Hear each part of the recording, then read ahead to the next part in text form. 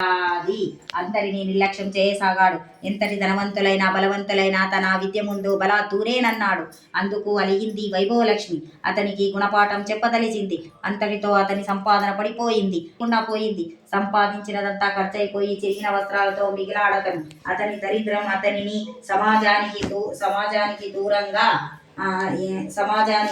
దూరంగా నెట్టివేసింది. అతని సంసారం మొత్తం ఆకలి దప్పులతో అల్లాడిపోసాగింది. రాజా స్థానంలో ఉపదళపతిగా ఉండే సుశీల భర్త ఒకానొక యుద్ధంలో అపూర్వ విజయం సాధించి రాజు చేత గౌరవించబడి అహంకరించి తన బలం ముందు ప్రపంచమంతా దాసోహమేనని విర్రవీగాడు. తన ధనార్జనకి తన బలమే కారణం అనుకున్నాడు. అందులో ధనలక్ష్మి ప్రమేయమే లేదన్నాడు. అందుకు కిమిసింద ఐశ్వర్యలక్ష్మి. అమ్మవారి దయ తప్పగానే అతడిలో సద్బుద్ధి నశించి దుర్బుద్ధి ఏర్పడింది. ఒకానొక గొప్ప ధనవంతుడితో విరోధానికి దిగాడు. తాను కోరిన ధనం ఇవ్వకపోతే అతగాడిని నాశనం చేస్తానన్నాడు. అందుకు భయపడిన ధనికుడు మహారాజును ఆశ్రయించి సుశీల భర్త మీద మరిన్ని లేనిపోని విషయాలు కూడా నూరిపోసి తనను కాపాడమన్నాడు. రాజు వెంటనే తన సేవకుల్ని పంపి సుశీల భర్తను బంధించి తెమ్మన్నాడు. ఆ రాజభటులతో సుశీల భర్త ఎంత దెబ్బలాడినా గెలవలేకపోయాడు. ఎంత బలవంతుడైతే ఏం లాభం? అనేక మంది సైనికుల మధ్య ఇతను ఒంటరే కదా. పైగా దైవకృప తప్పిన మనిషి. న్యాయస్థానంలో రాజు అతనిని విచారించి అతని ఆస్తిపాస్తులన్నింటినీ స్వాధీనం చేసుకున్నాడు. అతడిని చెరసాలలో బంధించాడు. ఈ విధంగా సుశీల కాపురం కష్టాల పాలైంది. వ్యాపారస్తుడైన గుణశీల భర్త దైవానుగ్రహం కన్నా తన తెలివితేటలే వ్యాపారంలో ముఖ్యమని, తన పెట్టుబడితో మాటకారితనంతో సంపాదించినదంతా దైవానుగ్రహం అనుకోవడం మూర్ఖత్వమని భావించాడు. తదాది దైవారాధనలు వగైరాలు మానివేశాడు. అతని పొగరు వల్ల సాటి వ్యాపారస్తులు సహకరించడం మానివేశారు. వినియోగదారు అతని వద్ద సరుకులు కొనడం తగ్గించారు. క్రమక్రమంగా అతని కుటుంబం దరిద్రంలో మునిగిపోయింది. ఇక కడగొట్టుదైన విశాల పెరిగి చాలా మంచివాడే కాని అధిక సంపాదనల వలన స్నేహాలు పెరిగాయి. అందున చెడు స్నేహాలు మరిగాడు. కష్టపడి సంపాదించిన దానితో సుఖపడాలే గాని పూజలు వ్రతాలు అంటూ వృధా ఖర్చు చేయడం దేనికనుకున్నాడు.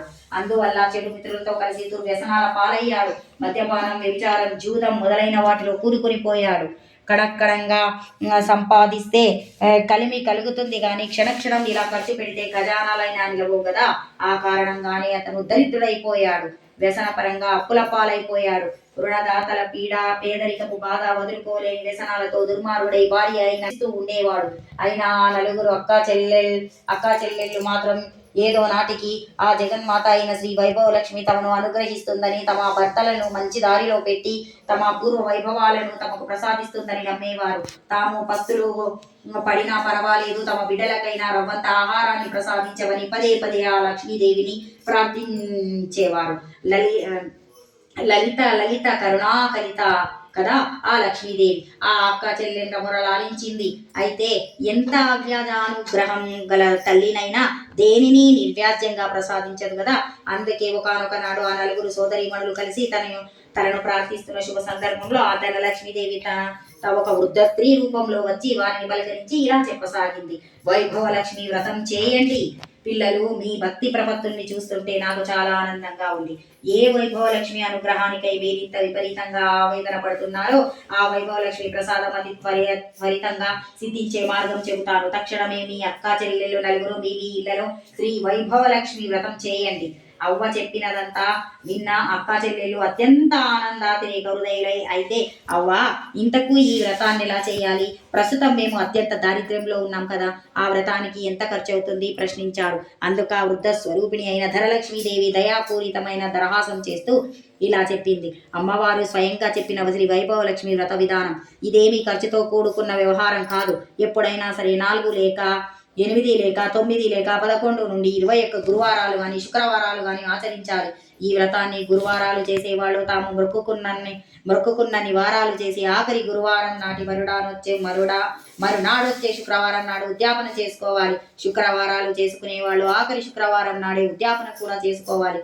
ముందస్తుగా మీకు తోచిన గురువారం నాడు కానీ శుక్రవారం నాడు కానీ ఉదయమే కాలకృత్యాలు తీర్చుకొని ఇంటిని శుచి శుభ్రతలతో తీర్చిదిద్దుకొని తలంటు పూసుకొని అమ్మ వైభవలక్ష్మి తల్లి ఈ రోజు మొదలు ఇన్ని గురువారాల పాటు లేదా ఇన్ని శుక్రవారాల పాటు నీ వ్రతాన్ని ఆచరిస్తాను. నాకు తగిన శక్తిని ప్రసాదించు. నేను చేసే ఈ వ్రతంతో సంతృప్తురాలనై నా వాంఛల్ని నెరవేర్చు అని నమస్కరించుకోవాలి.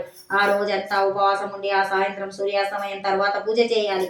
ఈ వ్రతానికి ఖర్చు కన్నా శుచి, శుభ్రతలు, సదాచార పాలనము చాలా ముఖ్యము అని ఆ వైభవలక్ష్మీదేవియే స్వయంగా చెప్పింది. అంటే ఏ ఇంటిలో వారైతే అతిథి అభ్యాగతులకు దాసుల వలె నుండి వారి పాదాలు కడిగి ఆ తీర్థం శిరస్సున చల్లుకొని తమ కన్నా ముందుగా వారికి భోజనాదులను ఏర్పరిచి తదనంతర శయ్యాపాద సేవాదులు చేస్తుంటారో, ఏ ఇంట దేవతలు సదా అర్చించబడుతూ ఉంటారో, ఏ ఇంట సత్యం పలకరో, ఏ ఇంట గోపూజ జరుగుతుంటారో, ఏ ఇంట దానం జరుగుతుందో లేదా దానం చేసేటంత సమృద్ధిగా ఉంటుందో, ఏ ఇంటిలోని వారు పరుల పట్ల శత్రుభావం లేకుండా ఉంటారో, ఏ ఇంటి ఇల్లాలు నిరాడంబరి అయి నిత్య సంతోషిగా ఉంటుందో ఆయా ఇంట్లలో నేను సుస్థిరమై ఉంటాను అని అర్థం. కాబట్టి సదాచారాన్ని, సౌశీల్యాన్ని పాటించాలి. ఇక పూజ ప్రారంభించవలసిన సాయంత్రం సూర్యాస్తమయం తర్వాత తూర్పు లేదా ఈశాన్య దిశలో శుభ్రంగా అలికి పంచవర్ణాలతో గాని లేదా బియ్యపిండితో గాని అష్టదళ పద్మాలు మొదలైన ముగ్గుల్ని పెట్టి వాటి మీద నూతన వస్త్రం చతురస్రంగా పరిచి ఆ వస్త్రం మీద తగినన్ని బియ్యం పోసి చతురస్రంగా నిలిపి దాని మీద బంగారు, వెండి, రాగి చెంపును కలశంగా అమర్చి అందులో 4 వైపులా 4 తమలపాకులు గాని లేదా 4 మామిడి రొబ్బలు గాని ఉంచాలి. వాటి మీద ఒక కొబ్బరికాయను, దాని మీద ఒక రవికల గుడ్డను ఏర్పరిచి ఆ మీదట ఒక ఎర్రని పువ్వును పాత్రలో ఉంచి అందులో ఒక బంగారు లేదా వెండి నగను ఉంచాలి. అందుకు కూడా శక్తి లేని వాళ్ళు ఆ సమయానికి చలామణిలో ఉన్న ద్రవ్యం యొక్క శ్రేష్టతమ నాణి ₹1 కాసున్నాయన ఉంచాలి. నేతితో దీపాన్ని వెలిగించి అగరవత్తులతో ధూపం వేయాలి. అమ్మాయిలు అమ్మవారికి లక్ష్మీ గణపతి అన్న శ్రీచక్రం అన్న చాలా ఇష్టము. కాబట్టి ముందుగా లక్ష్మీ గణపతిని శ్రీచక్రాన్ని పూజించి అనంతరమే వైభవ లక్ష్మిని అర్చించాలి. పూజలో తీపి పదార్థాన్ని నివేదన చేయాలి. అన్నట్లు ఈ పూజలో వెండి, బంగారం లేని పక్షంలో పసుపు కొమ్ముల నుంచి పూజించవచ్చును. ఈ పూజలో తీపి పదార్థాలు చేయని వారు బెల్లం, పటిక బెల్లం, పంచదార నివేదించవచ్చును. ఏదైనా నలుగురికి పంచగలగాలి. పూజ అనంతరం బంగారు, వెండి, రూపాయి నాణేన్ని భద్రపరచాలి. కలశంలోని నీళ్లను సంతానాన్ని కోరేవారు, మామిడి చెట్టు మొదల్లోనూ సౌభాగ్యాన్ని కోరేవారు, తులసి చెట్టు మొదల్లోనూ అనుకూల దాంపత్యాది విషయాలను కోరేవారు, మల్లె మొదలైన మంచి పువ్వుల చెట్ల మొదళ్లలోనూ పోయాలి. కేవలం ధనాకాంక్షులైన వాళ్ళు ఆ నీటిని తాము మాత్రమే దంపతులు స్వీకరించాలి. మండపం మీద బియ్యాన్ని పక్షులకు వేయాలి. ఇలా ఈ వ్రతాన్ని ఆచరించడం ద్వారా నిరుద్యోగులు ఉద్యోగులు అవుతారు, అవివాహితులకు వివాహం జరుగుతుంది, దరిద్రులు ధనవంతులవుతారు, ఏ కోరికలుంటే ఆయా కోరికలు నెరవేరుతాయి అని ముగించింది ఆ వృద్ధమాత. తక్షణమే ఆ యొక్క చెల్లెళ్ళు నలుగురు వారి వారి తాతలను బట్టి 4, 8, 11, 21 వారాల పాటు ఆ వ్రతాలని మొక్కుకున్నారు.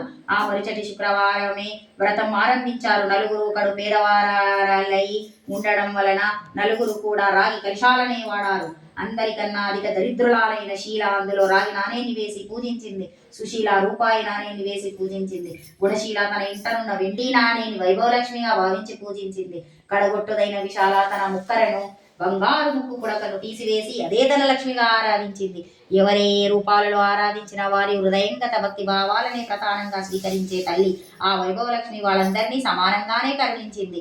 శీలాభర్త యొక్క పాండిత్యం గుర్తింపబడి పునః అతనికి గౌరవాదరాలు లభించాయి. తద్వారా వాళ్ళు ఉన్నతులయ్యారు.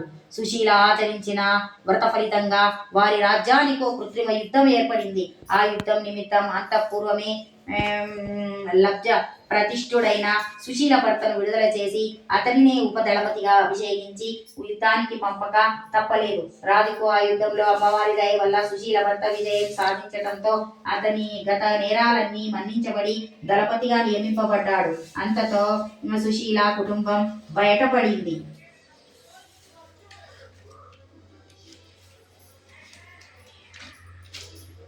ఆకస్మికంగా ఏర్పడిన వ్యాపారంలోని మార్పుల వలన కొన్ని ప్రత్యేకమైన దినుసుల ఎగుమతి దిగుమతుల విషయంలో గుణశీల భర్త అయిన వ్యాపారి వెలుగులోనికి వచ్చాడు. ఇతర వ్యాపారస్తులందరూ అతనిని ఆశ్రయించారు. సహజంగానే వ్యాపారి అయిన గుణశీల భర్త ఆ అవకాశాన్ని వినియోగించుకున్నాడు. తద్వారా వారి కుటుంబం పూర్వవైభవాన్ని పొందింది. ఇక కడగొట్టుదైన విశాల వ్రతారంభం చేసిన దాదిగానే అమ్మవారి కరుణా ప్రసారం ప్రారంభమైపోయింది. ఆమె భర్త వారం విడిచి వారంగా వ్యభిచారం, జూదం, మద్యపానం వంటి వ్యసనాలన్నింటినీ మానుకున్నాడు. తన భార్య పిల్లల పట్ల ప్రత్యేక శ్రద్ధతో యథాపూర్వకంగా సుఖించసాగాడు. కాబట్టి స్త్రీలు గాని పురుషులు గాని ఆ బాలగోపాలమెవరు తనను పూజించినా సరే తక్షణమే కరుణించి ఉద్ధరించే తల్లి వైభవలక్ష్మి. ఈనాడు మనం చేసిన పూజల వలన ఆమె సంతుష్టురాలగునుగాక. శీల సుశీల గుణశీల విశాలల కుటుంబాలను కాపాడినట్లే ఆ తల్లి మనలను కూడా రక్షించుగాక. ఏవం శ్రీ వైభవలక్ష్మి వ్రత కథా సంపూర్ణము. కథానంతరం పూజలోని అక్షతలను తలపై వేసుకోవాలి. వచ్చిన వాళ్ళందరికీ అకాల మృత్యుహరణం, సర్వవ్యాధి నివారణం, సర్వైశ్వర్యప్రదం స్థిరం శ్రీ వైభవలక్ష్మి పాదోదకం శుభం అనే మంత్రంతో తీర్థం ఇచ్చి ప్రసాదాలు పంచిపెట్టాలి. ఆఖరణ తాము తమ ఇంటి వారితో కలిసి ముందుగా అమ్మవారి ప్రసాదం భుజించి అనంతరం భోజనాదులు పూర్తి చేసుకోవాలి. శ్రద్ధాభక్తులతో ఆచరిస్తే తక్షణమే మహిమ చూపే శ్రీ వైభవలక్ష్మి వ్రతాన్నందరూ ఆచరించి తరించెదరుగాక. శ్రీ వైభవలక్ష్మీ మాతాకి జై.